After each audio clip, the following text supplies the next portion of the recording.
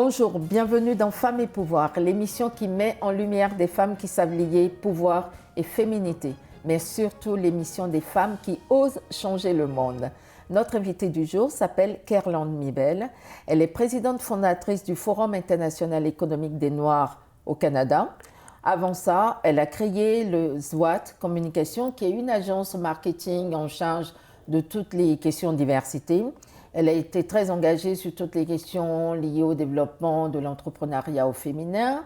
Elle est aussi engagée politiquement puisqu'elle s'était présentée comme candidate pour le parti Projet Montréal à Montréal-Nord. Elle siège dans plusieurs conseils d'administration et plus particulièrement le conseil d'administration de la TOU, qui est la Cité des Arts de Montréal. Merci de m'avoir invité. Tout ça, je voulais juste corriger le nom. C'est Forum économique international des Noirs, au cas où quelqu'un nous cherche. En tant que présidente fondatrice du Forum économique international des Noirs, qu'est-ce que c'est pour toi le mot pouvoir? Le pouvoir, c'est la capacité de faire. C'est au-delà d'influencer, c'est vraiment de faire, d'avoir une vision, d'avoir une volonté. Puis quand je parle de vision, c'est pas obligé d'être gros. Ça peut être n'importe quoi que tu veux faire, mais d'avoir le pouvoir, la capacité de faire et de faire les autres également. Et après, maintenant, la façon l'orientation qu'on va y donner, ça va nous appartenir. Mais pour moi, le pouvoir, c'est la capacité de faire, l'habileté de faire. Ouais. Très bien.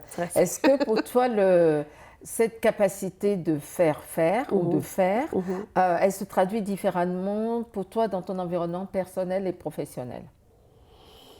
Je ne sais pas. Si je veux quelque chose en général, quand je veux quelque chose, je m'organise pour que ça se fasse, tant auprès de ma famille, des amis, que du côté professionnel. Peut-être du côté professionnel, ça se ferait avec moins de spontanéité.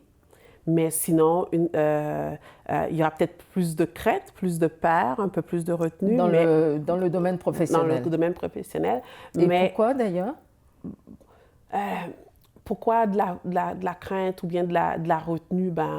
Je vais dire parce que, on nous a inculqué ça. Et donc, il y a un travail continu à faire pour dépasser les craintes et les peurs qui peuvent nous saisir et nous empêcher d'avancer. Mais sinon, une fois que, justement, on est capable d'identifier ces peurs-là, puis de passer à l'action, de trouver les façons de faire. Et quand on n'est pas capable de faire, de s'allier avec ceux qui peuvent nous aider à faire. Donc, le pouvoir aussi, pour moi, ça se conjugue au pluriel aussi. Donc, ce n'est pas l'affaire d'une personne, c'est de pouvoir faire avec. Aussi, surtout du côté professionnel, tout ça. Est-ce que vous diriez qu'il y a une différence dans l'exercice du pouvoir selon si on est un homme ou une femme? J'ai réfléchi à ça. Je sais pas. J'ai travaillé avec des hommes, j'ai travaillé avec des femmes. Dans les deux cas, j'ai eu des belles expériences, des mauvaises expériences dans les deux cas. Donc, je sais pas s'il y a une façon de faire de la femme qui va être différente de l'homme. Je ne suis pas certaine. Je pense plutôt que les individus vont gérer leur pouvoir différemment au-delà de la femme ou bien de l'homme, tout ça. Et quand on dit pouvoir de l'homme et de la femme, j'ai l'impression qu'on est en train de romantiser la chose. La femme, elle va être parfaite, elle va être ci, elle va être ça. Et pour moi, je trouve que c'est un autre poids qu'on ajoute à la femme. En mettant ces attentes-là sur elle, qu'elle va faire différemment de l'homme, qu'elle va être mieux que l'homme. Ça va être une femme qui va exercer le pouvoir de la façon qu'elle sera capable, de la meilleure façon qu'elle sera capable de le faire. Très bien. Comment arrive-t-on à préserver un équilibre entre la vie familiale et la vie professionnelle? Je sais que cette question, elle peut être énervante aussi de se dire, suite à ce que vous venez de dire. Mais pour moi, ça a été de faire un choix. Moi, j'ai un enfant, j'ai un fils quand même assez âgé, là, mon garçon. Donc, je l'ai eu relativement jeune et mon choix à ce moment-là, c'était de me dire que mon fils n'aura pas à subir ce choix-là. Il n'aura pas à le subir dans la mesure que moi, je ne serai pas malheureuse. Et ça, j'ai fait ce choix-là relativement jeune. Et donc, je me suis dit, je vais faire ce que j'ai le goût de faire, comme j'ai le goût de le faire, et je n'utiliserai pas mon fils comme excuse pour ne pas faire. Et donc, du coup, tous les CA que j'ai faits, mon fils, il était là. Je vais chercher après l'école, tu viens t'asseoir avec moi, je fais une planification stratégique, on s'en va dans un lac à l'épaule, mon fils, il va être là avec nous, tout ça. Donc, pour moi, c'était de l'intégrer dans mes activités, dans ce que je fais.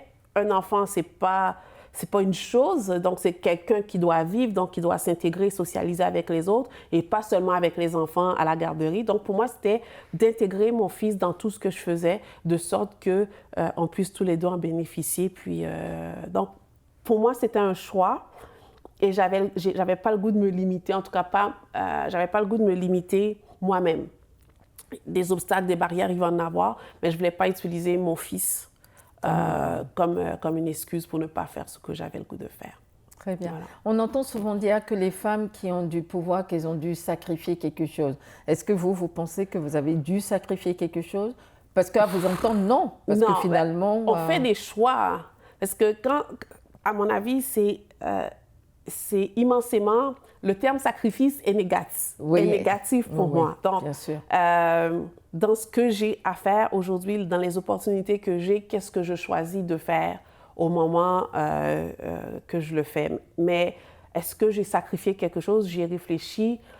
J'ai pas l'impression que j'ai pris des mauvaises décisions parce que ignorante de certaines d'autres avenues qui étaient possibles, mais c'est pas nécessairement dans la logique du sacrifice. Et si me connaissant, si j'avais cette impression que j'allais me sacrifier, je suis tellement anti-martyr, je suis vraiment anti ça que j'allais le faire, justement pour ne pas tomber dans la logique de sacrifice. Non, d'accord. Non. Non, c'est parce que je trouve... c'est encore, pour moi, c'est encore un poids qu'on met. Pourquoi que la femme doit sacrifier quelque chose? Elle peut être mère. Je suis maman. Elle peut être une professionnelle. Je suis une professionnelle. Elle peut être une entrepreneur. Celle qui veut être mère aux familles, mère au foyer, c'est correct aussi. Elle peut. Puis ça ne veut pas dire qu'elle a sacrifié sa vie professionnelle. C'est pas l'un ou l'autre, ce sont nos choix. That's it. Et je pense qu'on est assez mûrs, matures aujourd'hui, nous femmes, pour accepter nos choix. Ce sont nos choix. En tout cas. Est-ce que ça, c'est un conseil qu'est-ce que vous diriez à une jeune fille qui souhaiterait accéder au pouvoir parce que vous étiez très engagée sur toutes les questions de développement de l'entrepreneuriat au féminin. Qu'est-ce que vous leur dites aux jeunes femmes que vous rencontrez? Est-ce que c'est possible de tout avoir? Oui, c'est possible d'avoir ce qu'elle veut avoir parce que c'est pas vrai que tout le monde veut tout avoir non plus. Tu sais, je veux dire, elle a ses rêves, elle a ses ambitions, elle a ses aspirations, go for it. C'est vraiment Nike, là. Just do it. Fais ce que tu as à faire de la manière que tu penses le faire. Et puis, on va être là avec toi. En tout cas, moi, je serai là pour célébrer avec toi. Mais just do it. Est-ce que c'est trop? Est-ce que c'est pas trop? On s'en fout. C'est ce que toi, tu veux. C'est toi. Vas-y, puis va de l'avant. Je pense que je suis dans le discours maintenant. Est-ce que vous diriez que l'entrepreneuriat peut être un bon moyen de faciliter l'inclusion et la diversité? Définitivement, parce que je trouve que un immigrant, une immigrante qui décide de lancer son entreprise, change le rapport dans sa relation avec l'autre. D'abord, c'est le sens de l'initiative, donc on n'est plus dans une logique passive, on est proactif dans sa logique. Ça nous permet de bâtir un réseau positivement. Et à mon avis, l'optique est différente selon que tu es à la recherche d'un emploi, que tu approches quelqu'un parce que tu as une proposition d'affaires à lui faire. Que la personne accepte ta proposition ou la refuse, mais on se parle d'égal à égal parce qu'il y a là une possibilité que tous les deux puissent grandir de cette relation d'affaires. Donc, pour moi, c'est un outil extraordinaire d'intégration, de développement et puis je vais dire le terme empowerment, là, mais pour moi, oui. Et ça, c'est que l'entreprise fonctionne ou pas. Est-ce que dans le cadre du Forum économique international des Noirs, vous avez beaucoup de femmes qui deviennent des entrepreneurs ou qui vous sollicitent ou qui sont en quête de relations d'affaires, qui peuvent prendre contact avec le Forum? On a beaucoup de femmes qui nous approchent pour du mentorat, pour être accompagnées de façon générale, que ce soit pour l'entrepreneuriat ou bien pour leur carrière de façon générale. Ce qu'on ressent et qu'on reçoit puis qu'on va travailler pour valider de plus en plus, c'est que les gens ont le goût d'être accompagnés. Ils veulent avancer, les gens veulent avancer, ils ne savent pas comment s'y prendre et ils ont soif d'être en contact. Puis c'est pas lourd, hein? Ils veulent juste échanger, valider avec quelqu'un qui a fait, quelqu'un qui a réussi et quelqu'un qui croit qu'il voudrait qu'il réussisse également.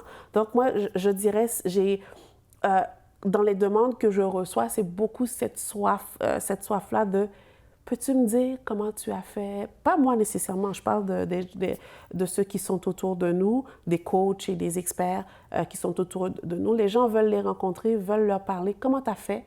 Est-ce que tu penses que moi, ce que je fais là, c'est bon, c'est pas bon? » Tu sais, mais les gens ont soif. Les gens ont soif de recevoir et ceux qui approchent ont soif de donner. Aussi. Ils veulent partager. Et ça, pour moi, c'est une belle découverte de voir qu'il y a beaucoup de générosité au sein de nos communautés pour aider les uns et les autres à grandir. Ça, j'aime ça. Ouais.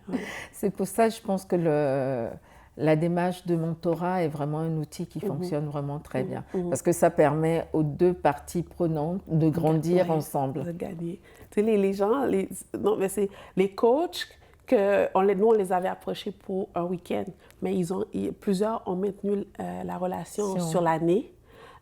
Et quand ils m'en parlent, ils sont trop contents de dire « la personne est rendue là ». C'est ça. On a cheminé ensemble. Et ils sont aussi fiers de cette personne-là que la personne pourrait l'être d'elle-même. C'est vraiment magnifique. Tu sais. Donc, voilà. Très bien. Ouais. Ben, on revient dans quelques instants.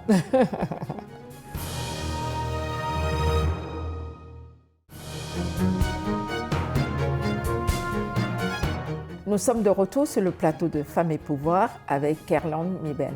Nous étions en train de parler tout à l'heure du fait qu'il ne faut pas rajouter des poids supplémentaires pour les femmes parce que finalement, parler de sacrifice, parler de contraintes, en fait, tout ça, c'est laisser à chaque femme la possibilité de faire les choix qui lui conviennent. C'est ça, parce que, à mon avis aussi, le vocabulaire est important, le choix de mots est important. Et donc, du coup, si on me parle de sacrifice, ce que j'ai le goût de faire, j'ai pas... tu sais, qui a le goût de commencer quelque chose en disant tout de suite, on va se sacrifier? Il va y avoir du travail, il va y avoir de l'investissement à faire, oui, mais est-ce que c'est un sacrifice puisqu'à la fin, on va célébrer notre objectif qui serait atteint? Pour moi, c'est ça. Donc, voilà. Très bien. Si vous aviez une suggestion ou une proposition pour faciliter l'inclusion, la diversité, notamment au sein de la société québécoise, qu'est-ce que vous proposeriez?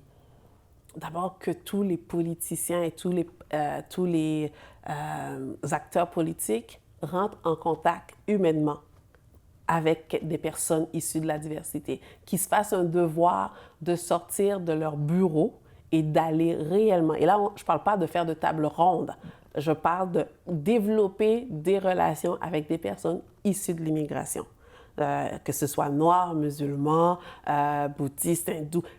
Rentrer en contact et développer une relation humaine. Et vraie. Et vraie. Et donc, du coup, une relation authentique. Du coup, l'approche maintenant, quand on va développer des politiques publiques qui peuvent soit être un obstacle pour l'intégration de cette personne-là ou bien un outil facilitant, ben, l'approche, elle va être différente parce que on va se souvenir de cet ami-là avec qui on a et qu'on a développé une relation et on va se souvenir et on va se poser des questions sur l'impact de notre décision sur la vie de cette personne-là. Parce que tout autant que l'autre, ce n'est que l'autre. On n'a aucune relation, on n'a aucun contact avec, c'est intellectuel, c'est virtuel, donc on s'en fout de l'impact. On a beau dire, oui, on veut que tout le monde soit intégré, on veut faciliter l'intégration économique des uns et des autres. Tout ça, c'est des discours. Il n'y a pas de... il n'y a pas de charnalité, il n'y a pas de vie dans ce discours-là, parce que ce n'est qu'intellectuel. Mais on ne voit pas l'impact au quotidien des décisions politiques sur la vie des gens. Et donc, comme le débat dans lequel on se situe actuellement au Québec, nos politiciens, je ne dis même pas qu'ils sont de mauvaise foi. Hein? Je ne suis même pas là. Je dis qu'ils sont déconnectés de ces citoyens-là, qui sont leurs citoyens. Hein. Le premier ministre est mon premier ministre, mais je ne suis pas certaine qui sait qui est Kierland. Et quand je parle de Kierland, je ne parle pas de l'autre que je représente. Et l'impact de ses décisions sur moi, je ne suis pas musulmane, mais ça va être quoi quand même l'impact de sa décision sur moi, l'impact de sa décision sur les femmes musulmanes, l'impact de dire on est prêt à enlever du travail à des femmes qui ont déjà de la difficulté à trouver du travail sur la base qu'elles portent un voile ou pas. Donc, c'est quoi l'impact sur ces familles-là? C'est quoi les crises? L'appel je ne sais pas c'est quoi le contraire d'intégrité, le mot, mais quand on demande aux gens de laisser leur religion pour te faire plaisir, toi, pas pour eux, pas pour leur bien-être, mais pour te faire plaisir, tu appelles les gens à ne pas être intègres. Si on fréquente des personnes qui sont issues du même sérail que vous, même s'ils sont musulmans ou issus d'une communauté, vous ne touchez pas la vraie réalité malgré tout, parce qu'en fait, c'est des gens qui vous ressemblent. Oui, mais donc, déjà, de dire, quand je dis d'aller vers, je n'ai pas une personne, oui. C'est de bâtir des relations, parce que souvent, c'est comme les femmes, un peu, mettons, quand on invite une femme au CA, ben, les études prouvent qu'une femme au CA, ça ne change absolument rien. Parce qu'elle va vouloir se conformer aux décisions des autres, elle prendra moins de risques dans l'expression de ses pensées réelles, mais c'est pareil quand on a une personne issue de l'immigration, un immigrant autour de nous, la personne va vouloir se conformer.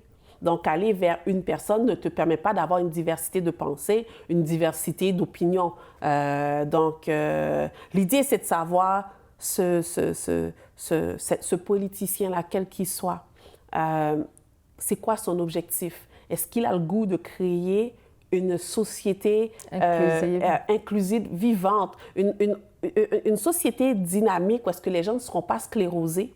Parce qu'ils vont pouvoir s'épanouir, parce qu'ils savent que moi, je suis québécoise et en tant que québécoise, j'ai ma place ici et il n'y a personne qui va me définir, c'est moi qui me définis et ma société n'est pas une société, le Québec n'est pas une société d'accueil pour moi, c'est ma société et dans cette société-là, j'ai mon espace pour m'épanouir. Donc, si mon premier ministre, si mes ministres, que j'ai voté pour eux ou pas, ce n'est même pas la question, ils sont élus aujourd'hui. Donc, une fois qu'ils sont là, est-ce qu'ils ont goût de m'avoir, moi? Et quand je parle de moi en tant que femme noire, en tant que femme immigrante, même si ça fait plus de 30 ans que je suis au Québec, est-ce qu'ils ont le goût de m'avoir avec eux pour faire évoluer notre Québec, pour nous amener ailleurs ensemble? Très bien. Est-ce que vous avez une phrase ou un proverbe, quelque chose qui, pour vous, illustre vos engagements ou qui vous inspire? J'ai deux phrases. Une de Goethe, une phrase de Goethe qui dit « L'audace est porteur de génie ». Donc, j'aime beaucoup cette phrase-là parce que ça me dit « ose, fais et puis… Just do it, comme ça va venir. Vous disiez tout à l'heure. Ça va venir, les bonnes personnes vont venir. Du moment que tu es en action, les bonnes personnes vont venir, les bonnes opportunités vont se mettre en mouvement vers toi. Donc, ose. Et puis l'autre chose, c'est Mark Twain. L'autre phrase, c'est Mark Twain qui va dire « Ils ne savaient pas que c'était impossible ». Alors, ils l'ont fait. Donc, de ne pas écouter les impossibilités des autres. Tout ce que ça te dit, c'est que pour eux, c'est impossible, mais pas pour toi. Toi, peut-être que tu es venu justement pour nous ouvrir cette porte-là. So just do it. You know? On est vraiment dans Nike ce matin. Tu sais, on est dans même Nike, on est dans la victoire. Ça, c'est la déesse de la victoire. Tu sais. Donc, voilà. Si vous étiez un homme ou une femme d'État, lequel ou laquelle seriez-vous et pourquoi? Aucun. Aucun? Aucun. Je peux trouver des éléments de un ici qui peut m'inspirer, mais je n'ai pas d'homme politique sur lequel j'aimerais calquer ma vie. Non, j'ai pas. Si vous aviez un jour pour changer le monde, par quoi commenceriez-vous et pourquoi? Ce que je voudrais, c'est que tout le monde connaisse leurs valeurs et qu'ils soient ancrés. Donc, c'est pas politique, c'est pas économique, mais je me dis que si je sais qui je suis sécure dans qui je suis, tu n'es pas un obstacle pour moi, lui n'est pas un obstacle pour moi, et on peut être dans une logique de co-création. Très bien. Si vous étiez un animal, lequel seriez-vous? Je me suis toujours identifiée avant le film à la panthère noire. j'aime la force, j'aime la façon qu'elle a de se déployer. Je trouve qu'elle a une grâce, elle a une beauté. Et depuis que je suis jeune, je me suis toujours identifiée à la panthère noire.